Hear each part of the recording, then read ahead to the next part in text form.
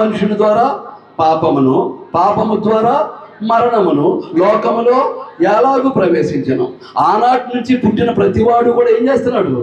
అదే స్వభావంతో పుడుతున్నాడు. ఆ పాపపు స్వభావంతో పుడుతున్నాడు. కాబట్టి తనకు కొత్త వయసు వచ్చేసరికి ఏం చేస్తున్నాడు? ఖచ్చితంగా పాపం చేస్తున్నాడు. ఖచ్చితంగా ఏం చేస్తున్నాడు? పాపం చేస్తున్నాడు. అంచేతనే పాపం ఎక్కడి నుంచి వచ్చేసింది? పితృపారంపర్యంగా తాతల నాటి నుంచి ఆ పాపపు స్వభావం వచ్చేస్తుంది. ప్రతి ఒక్కడు పాపము చేస్తూనే ఉన్నాడు. అంచేత ఏమంటున్నాడు అని అంటే, పితృపారంపర్యమైన మీ వ్యర్థ ప్రవర్తన విడిచిపెట్టినట్లుగా అంటూ ఉన్నాడు. వెండి బంగారముల వంటి క్షయ వస్తువుల చేత మీరు విమోచింపబడలేదు. పూర్తిగా వివరించడానికి కుదరదు. వెండి బంగారముల వంటి క్షయ వస్తువుల చేత విమోచింపబడలేదు. ఈ రోజున దేవుడు అనేసరికి ఏం కనిపిస్తూ ఉన్నాయి? ఏం కనిపిస్తున్నాయి? వెండి బంగారాలే. ఏం కనిపిస్తున్నాయండి? దేవుడు అనేసరికి ఏం కనిపిస్తున్నాయి? వెండి బంగారాలే.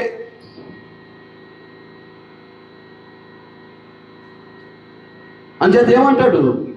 వెండి బంగారముల వంటి క్షయ వస్తువుల చేత మీరు విమోచింపబడలేదు. వెండి బంగారములు వంటి క్షయ వస్తువుల చేత మీరు విమోచింపబడలేదు. విమోచింపబడటం అని అంటే విడుదల పొందటం, విడుదల పొందటం. కాబట్టి వెండి బంగారముల వంటి క్షయ వస్తువులు అన్నాడు. వెండి బంగారం ఏమైపోతాయి? క్షయమైపోతాయి. క్షయమైపోతాయి అని అంటే నాశనం అయిపోతాయి, నశించిపోతాయి. మీకు అర్థమవుతుందా అండి?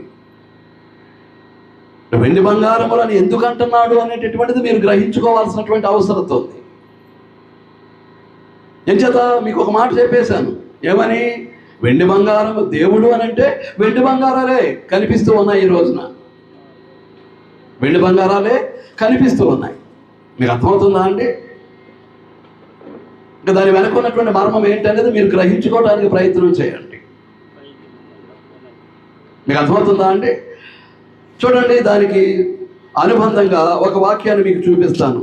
అపోస్తలుల కార్యముల గ్రంథం 17వ అధ్యాయం. అపోస్తలుల కార్యముల గ్రంథం 17వ అధ్యాయం తీసారా అండి? 29వ వచనం.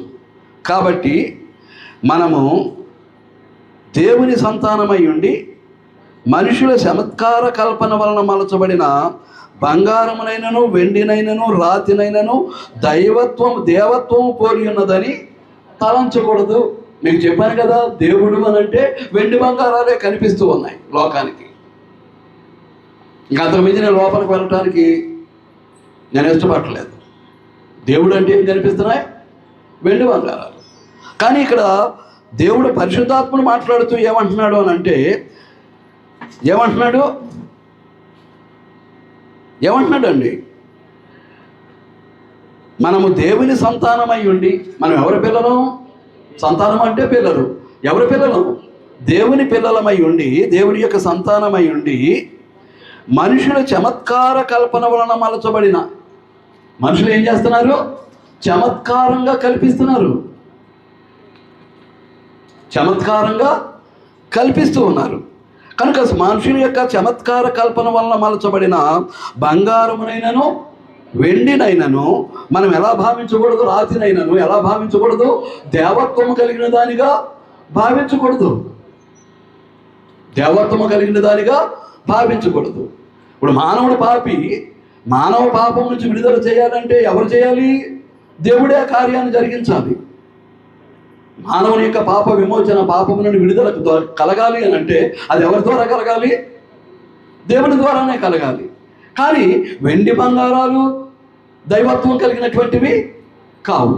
అందుచేత ఏమంటాడు? మీరు వెండి బంగారముల వంటి నాశనం అయిపోయేటటువంటి వస్తువుల చేత మీరు విమోచింపబడలేదు. విమోచించబడటం అంటే విడుదల చేయబడలేదు.